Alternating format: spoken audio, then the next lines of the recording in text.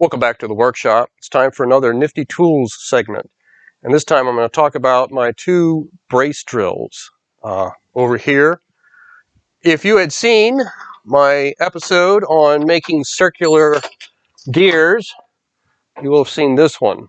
There's a picture of me using this to make some circular gears or circular pieces out of wood. And then this one I've actually had much longer. I got this in about 2015. From an antique store near Clinton, Tennessee, nearby to where I am now.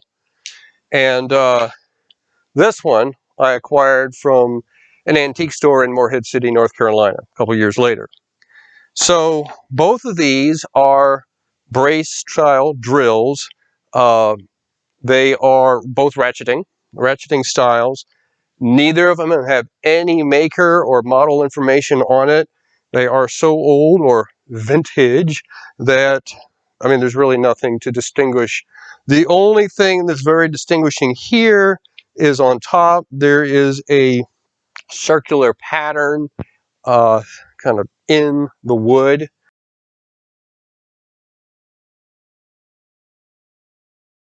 And then at the bottom, there is a basically a bunch of dimples in a circle on the bottom of this. And I don't know if that is the way it was made, part of its design, or if that was added later.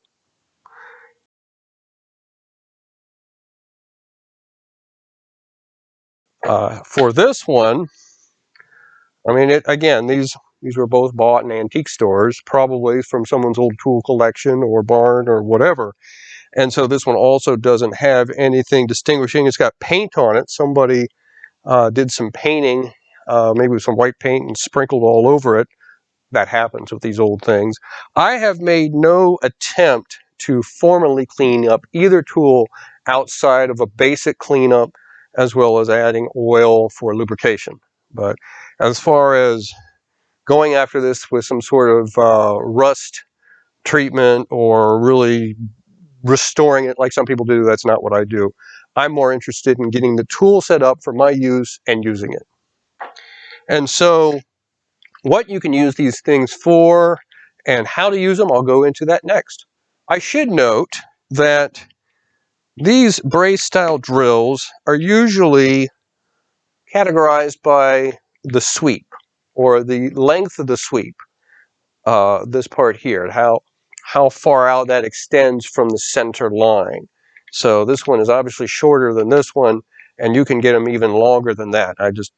Because I got this one first and I liked this, when I saw this one, I knew looking at it, its sweep was going to be much longer or further out, and so I wanted to get that. So I'm going to put this one down, put this one to the side. The end here, it's got a sort of a square chuck, and so it would be good for things that have a square end or sectional, multi-sided end. This is a modern drill bit with a multi-sided end, and that fits in here. And so I'm able to use that, then tighten it. So to drill down, place it where you want it, you're going to make sure that your hand is firmly on the handle, putting strength down through here and just turning this. And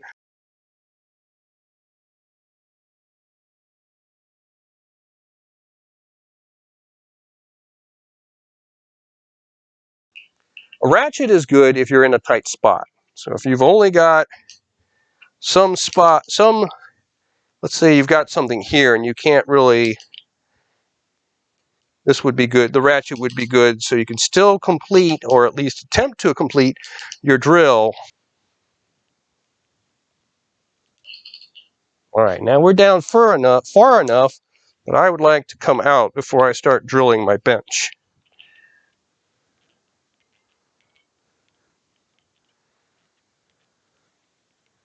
All right.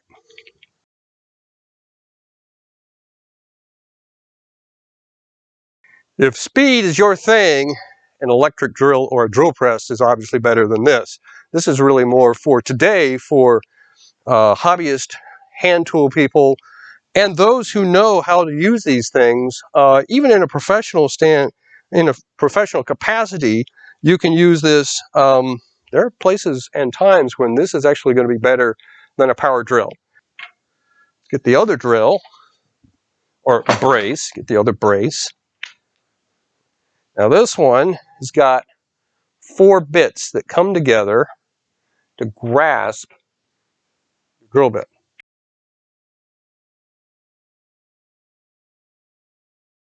So probably you can use a round bit in here in addition to a sided bit. I haven't really tried that. You also have to be sure, now this is different. On the other one, it was sort of pieces that flap down. You could turn them down. This one, it's a collar.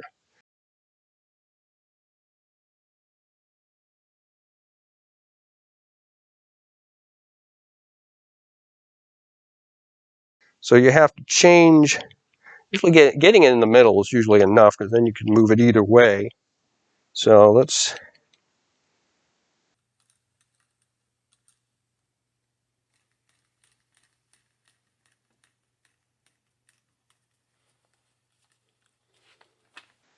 Probably I can just go ahead and use it as is.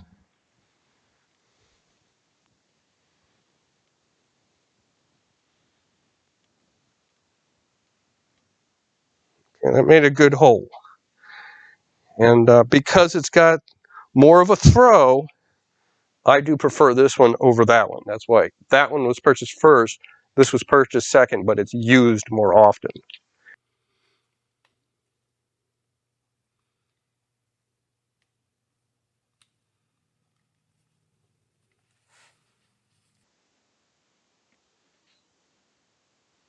Okay, this is going right with a left ratchet. And then change the collar, turn it back.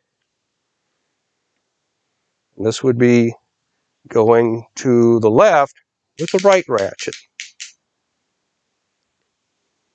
If that isn't confusing enough, you'll figure it out when you work with it. So this is doing a drill with a right turn and a left ratchet. Because I'm going through this wood, it's not ratcheting that quick. And that might be because I don't have enough lubrication in there, although it is working quite well. All right, well, take it out.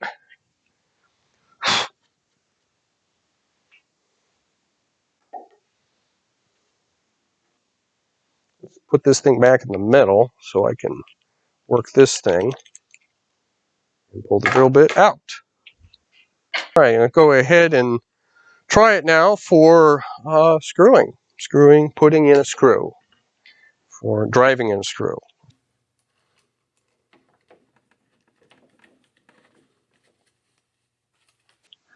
And I'm going to keep it in the middle because I might want to bring it out, and I need not to be in a ratcheting form.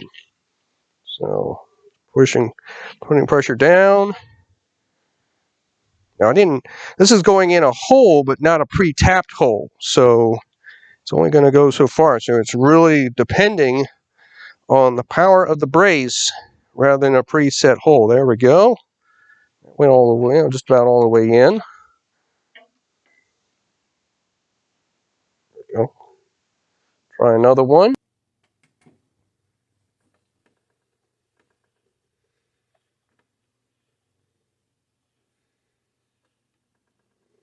So it's a nice, smooth motion. It's a wonderful thing to use. A lot of people get these things because it's an old tool. It's fun to use, and if you're not in a major hurry, it really can be quite useful for your projects. For using this one for a drill, again, you get your bit. This is a Phillips bit.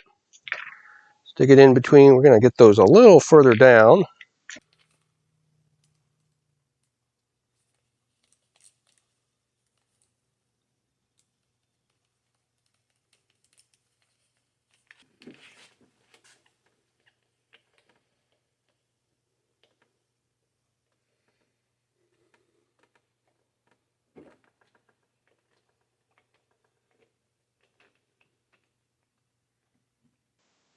Now, of particular interest is if you're planning to lubricate or clean this out.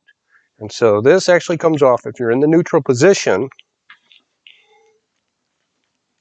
You just work it, get this off. You can see there's threads down here. So you're basically removing this piece. Usually if you buy one of these, you're going to have to do this right away to clean out the threads and get this thing ready for use. Because depending on how you receive it, it may be in bad shape. Or it may seem like it works, but it's really a good idea to clean all this stuff out to make sure that it does work. As you get towards the end, I don't think it is unscrewing anymore. I think it is just, there we go. See what happened there? You've got these grabbies. This is what, when these are pushed through this, they are then able to grasp onto your drill bit. And so that is then inside with the spring underneath. So there's a spring down here. Trying to push things. There you go. You can see there's a spring that pushes this up that helps it to grab onto your bit. And this is always very dark and black from old lubricants. I'm not sure if it comes out.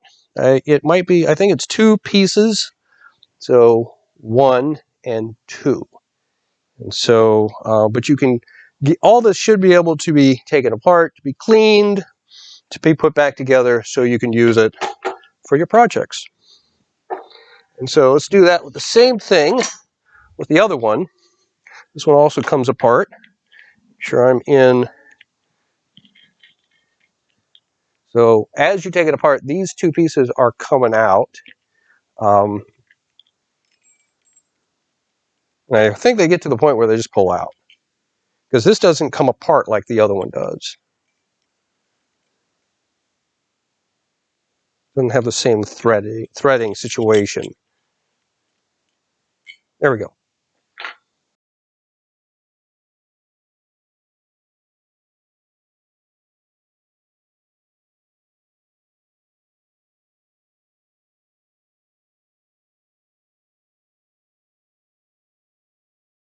So there's really not much to see in there.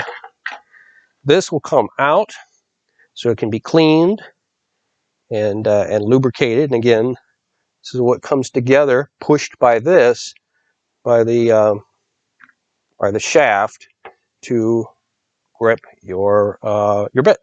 Probably this one would be better for drilling or for driving a screw in than the other one. That's probably better for, this one's better for drilling, this one's better for driving a screw.